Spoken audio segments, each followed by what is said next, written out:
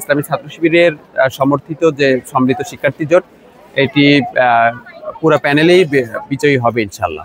নির্বাচনের এখন পর্যন্ত যে সার্বিক পরিবেশ পরিস্থিতি আমরা খুবই হ্যাপি এবং রাজশাহী বিশ্ববিদ্যালয়ের শিক্ষার্থীরা খুবই উৎসবমুখরভাবে ভোট দিচ্ছেন এবং ভোটের সার্বিক পরিবেশ পরিস্থিতি যদি বলতে চাই আমি তো মনে হয় যে বাংলাদেশের রাজনৈতিক কালচারে এবং ভোটের কালচারে এটি একটি ঐতিহাসিক দিন হিসাবেই থাকবে।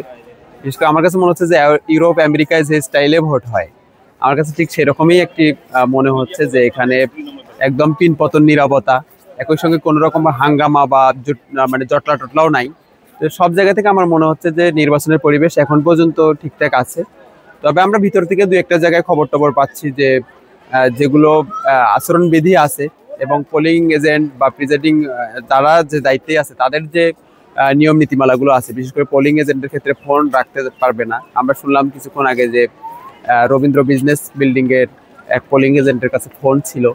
তো সার্বিক বিষয়গুলো ছোট ছোট যে ত্রুটিগুলো আছে তো এগুলোতে একটা আশঙ্কার জায়গা তৈরি করে। তো সেই জায়গা থেকে আমরা বিশ্ববিদ্যালয় প্রশাসনকে বলতে চাই যে এগুলো আরো বেশি সচেষ্ট হওয়া এবং আমার মনে হয় যে যেখানেই যে রকমের প্রবলেমগুলো হচ্ছে সেগুলো দ্রুত সলভ করা। আশা করছি যে একটি ভালো এবং উৎসবমুখর পরিবেশে নির্বাচনটা শেষ হবে ইনশাআল্লাহ। জয়ের ব্যাপারে শিক্ষার্থীদের যে রকমের রেসপন্স আমরা দেখতে পাচ্ছি আমরা খুবই আশাবাদী যে রাজশাহী বিশ্ববিদ্যালয়ে ইসলামী ছাত্র শিবিরের সমর্থিত যে সম্মিলিত শিক্ষার্থী জোট এটি পুরো প্যানেলেই বিজয়ী হবে ইনশাআল্লাহ।